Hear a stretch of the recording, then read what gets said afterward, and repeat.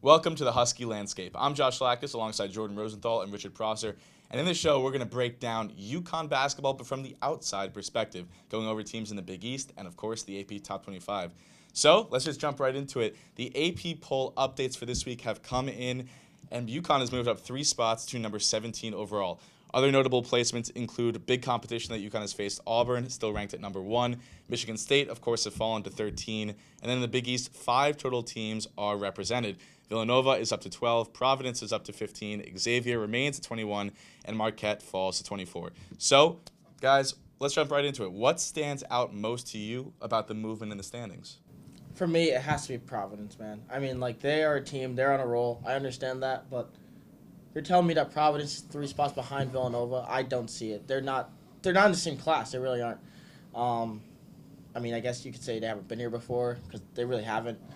And, I mean, Villanova is such a better team than them. It doesn't make sense for them to be only 3 spots behind. And then they're 2 spots ahead of us. I know they beat us, and that obviously goes into it.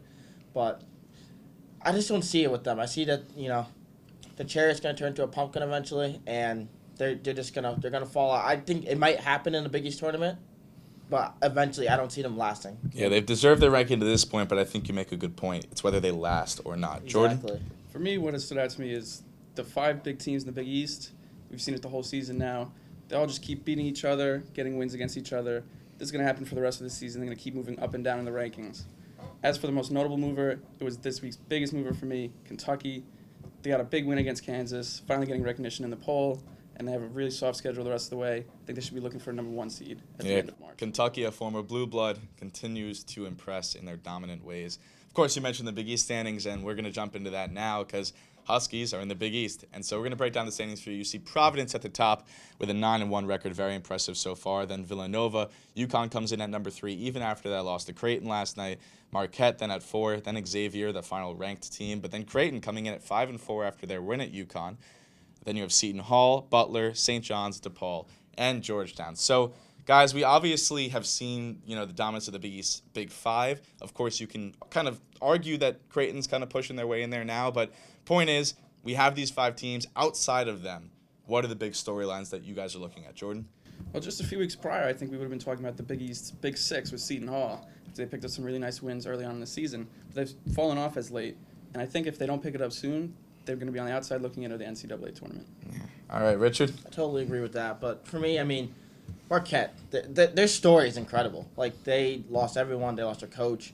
And they're figuring out a way. Every single week, they're giving upsets. They're attacking different teams. I mean, we knew Jordan Lewis was good. I don't think we knew Jordan Lewis was this good. And they're incredible. I think they're going to last. I think they're going to make the tournament. I think they're going to make noise in the Big East tournament. I could definitely see them upsetting a team, and they're just a team that really just blown me away. Yeah. I mean, Marquette's been incredibly impressive this season, young roster, but have they been more impressive than Providence in terms of outdoing expectations? I mean, Providence is impressive to me because I don't see how they're doing it. It doesn't make sense. Marquette makes sense. I mean, I did say Jordan Lewis, Justin Lewis. He's going off. He's incredible. But you saw Nate Watson. You know him. He's a marquee name. He's been there forever. He's a grandpa now in the Big East, and you knew that he had a chance to be this good. I don't think that we knew he could be this good, and really carry a team like that. So, Providence.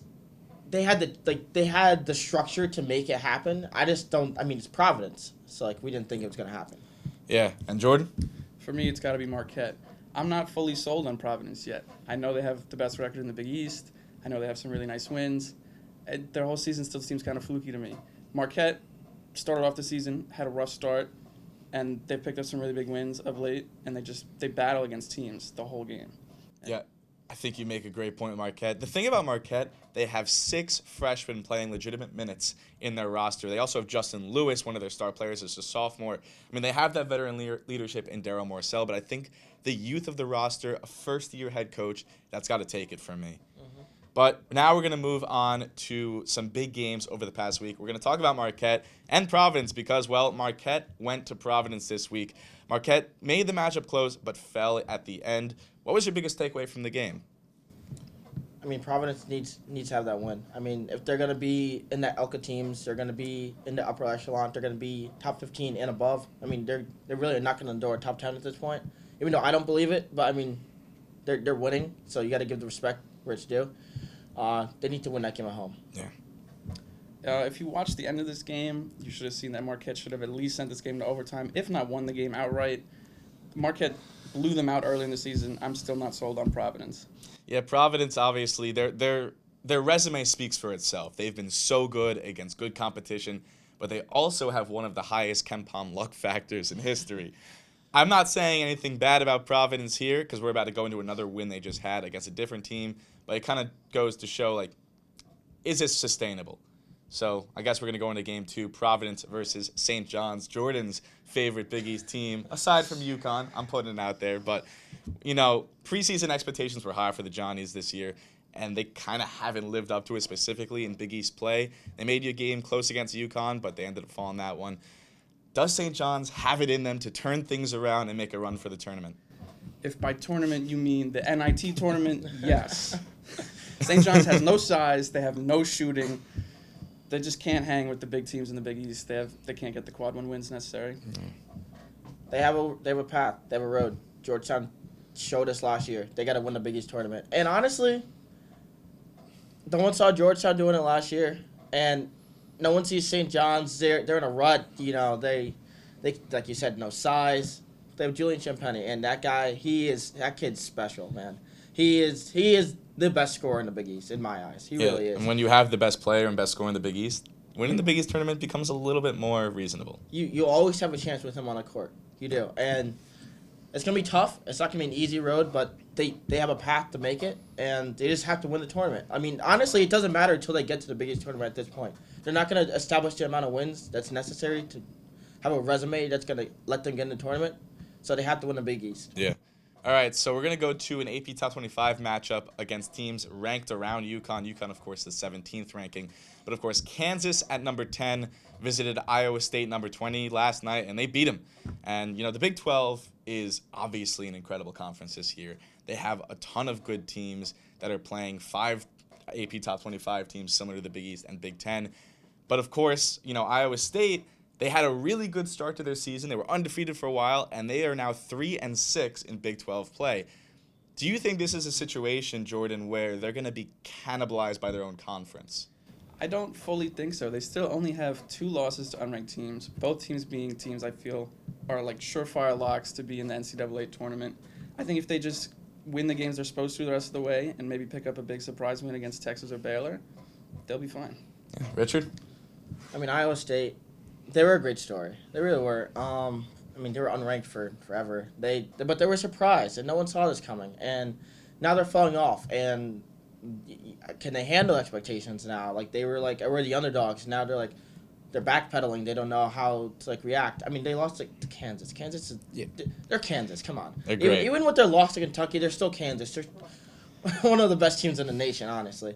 But I just don't see it lasting, you know. Again, another story, the chariot turned into the pumpkin here, and I honestly I could see them falling out altogether and not making the tournament. Well, they got a lot of tough games coming up, so we'll definitely see whether they prove it or, of course, they lose it.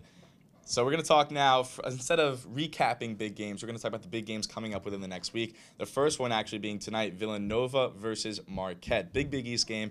So in the heart of the Marquette winning streak, we obviously saw round 1 of this matchup. And Marquette won the game. Marquette won it at Villanova. So now that they're in their home turf, do the Golden Eagles have a chance to complete the sweep, Jordan?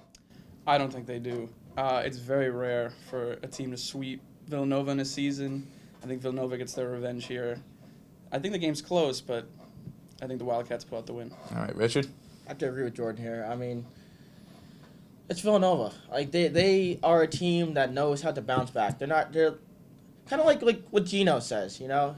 Like, hey, we're a good team, and like we don't lose back-to-back games like that. And in this case, it's not back-to-back games, but you already lost to them once. They're gonna make adjustments. They, you know, Jay Wright, he knows how to make adjustments. He knows how to go out there and win a game like this. Even on the road, I mean, honestly, I don't think like Marquette's not like it's not scary to play at. Like it's Marquette. I mean, it's all right. I mean, every Big East road game's hard, but I mean, it's whatever. So I think that they definitely have a chance. Go out there, get a win. They're a really talented team and veteran team. They're not worried about it. They're gonna go out there and like Jordan to get their revenge. Yeah, I'm gonna just play devil's advocate here. Marquette has been counted out this season time and time again. They went on a win streak, but not just a win streak. Won against constantly ranked teams. Villanova, Xavier, Seton Hall at the time.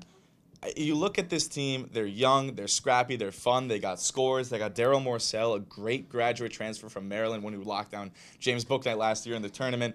I mean, this team, while obviously Nova will be the favorite and should be, I still think Marquette has it in them to pull it out. But we're going to move on to a top 25 matchup. Number 11, Wisconsin versus number 18, Illinois. Of course, Illinois the one spot behind UConn in the poll. And Illinois with a guy on their team, Kofi Cockburn, who UConn heavily recruited, ended up going to Illinois and is now pretty much unanimously the best player in the country. I mean, am I wrong there? But who do you got winning this matchup? Wisconsin, Illinois, Rich?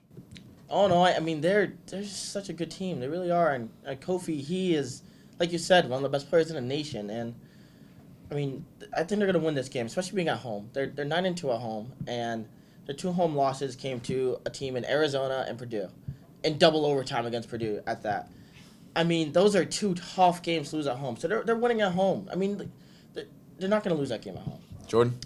I don't think the Illini can lose this game.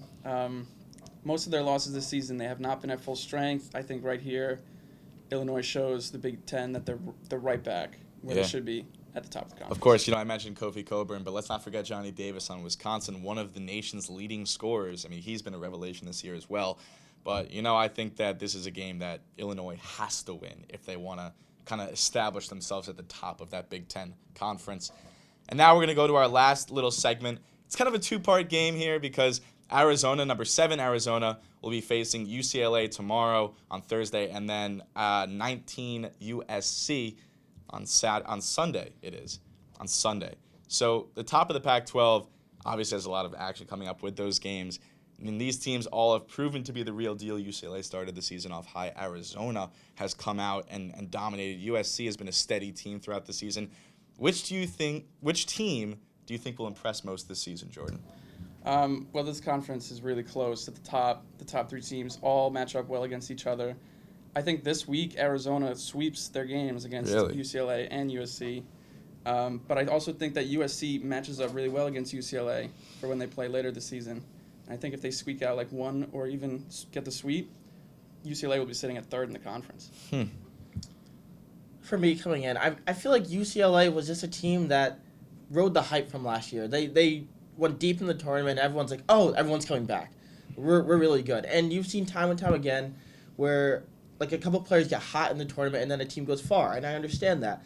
But I don't think UCLA is at that level. I don't think they're like top 5 level of a team. I really think they're like more like middle tier in like the top 25 rankings, probably like, I don't know, like 10 to like 15.